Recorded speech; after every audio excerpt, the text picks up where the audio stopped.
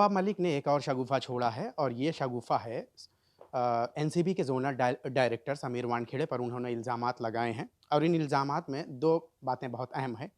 एक ये कि वो मालदीव गए हैं और दूसरा ये कि एक फ़ोटो उन्होंने ट्विटर पर पोस्ट की है जिसमें ये इल्ज़ाम लगाया है कि ये दुबई गए हैं।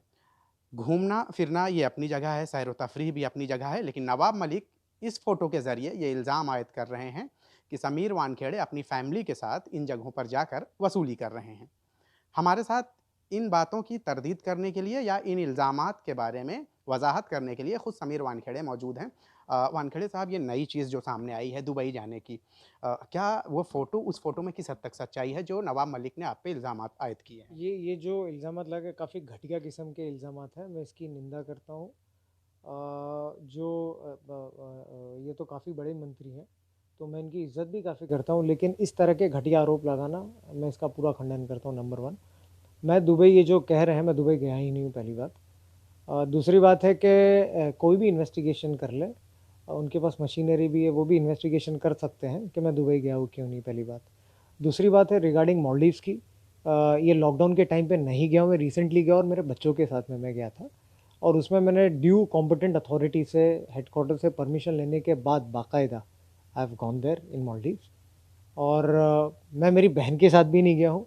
इस प्रकार के घटिया आरोप मेरी जो डेड मदर, उसके अलावा मेरे जो रिटायर्ड फादर और मेरी सिस्टर, उन पे ये जो गाली-गलौच, आरोप, गंदे शब्द यूज़ करना, ये लेडी डॉन का जो लफ़्ज़ इस्तेमाल किया गया है वो किसके लिए? ये मेरी बहन के लिए यूज़ किया जा रहा है, जो एक एडवोकेट है, जो महिलाओं के लिए लड़ती है, उसके बारे में ऐसे घटिया शब्द इस्तेमाल हो रहे हैं।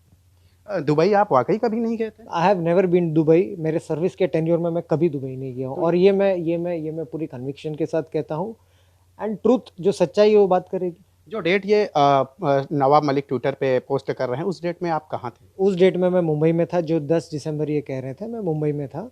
ये जानकारी कर सकते हैं, एयरपोर्ट से उनके स्टाफ से भी निकाल सकते हैं इसकी जानकारी। अहम सवाल ये है कि ये लड़ाई आखिर कब थमेगी? मेरी लड़ाई सिर्फ़ ड्रग्स के खिलाफ में है और ये जब तक मेरी ड्यूटी है मैं करूँगा इसे। एक इल्ज़ाम उन्होंने और कहा है कि सुशांत सिंह राजपूत को लेकर स्पेशली आपको मुंबई लाया गया है। तो क्या ये बात सही है कि क्या स्पेशली आप सुशांत सिंह राजपूत केस के लिए मुंबई आए या डिपार्टमेंट में आपने कभी इस तरह के कोई एप्लीकेशन पहले से भी दे रखे थे? ये भी एक झूठ है इनका। अनदर एक माननीय मंत्री हमारे, ये भी झूठ है उनका एक। मैं 2019 में एनसीबी में आने के लिए एप्लीकेशन दिया हूँ, तब से मेरी फ़ाइल प्रोसेस में थी। तो ये भी दूसरा एक झूठ है जो पब्लिक के सामने मैं कहना चाहता हूँ। उनका आखिरी सवाल है मेरा कि उनका ये इल्ज़ाम है कि ज़िद के लिए जो है उन्होंने आपने उनके दामाद को जो है गिरफ़्तार किया है। ये एक ज़िद थी जो उन्होंने नारकोटिक कंट्रोल ब्यूरो की कार्रवाइयों पे सवाल खड़े किए थे। तो क्या ये वाक़ई ईगो क्लैशेस चल रहे हैं इस मेरी कोई ज़िद नहीं है, मैं एक छोटा-सा सरकारी मुलाज़िम हूँ। I am a salaried person, मेरी कोई ज़िद नहीं है।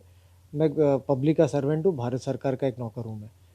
जी। आखिरी सवाल है मेरा, अनन्या पांडे को बुलाया गया था। क्या है इस कार्रवाई में उसके बारे में जानना उस चाहता हूँ? बारे में मैं कोई भी आपको टिप्पणी नहीं दूँगा क्योंकि इन्वेस्टिगेशन जारी है। Thank you. बहुत-बहुत शुक्रिया हमसे बात करने के लिए। तो ये थे समीर वानखेड़े जिन्होंने अपने ख़यालात का इज़हार किया।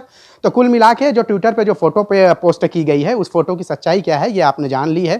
क्योंकि वो खुद कह रहे हैं कि वो ज़िंदगी में कभी दुबई गए नहीं और मालदीव वो गए हैं तो उसके लिए वो जो सरकारी अहकामात हैं और सरकारी जो फ़ॉर्मेलिटीज़ है वो अदा करके गए। मुंबई से ईटीवी भारत के लिए शाहिद अंसारी।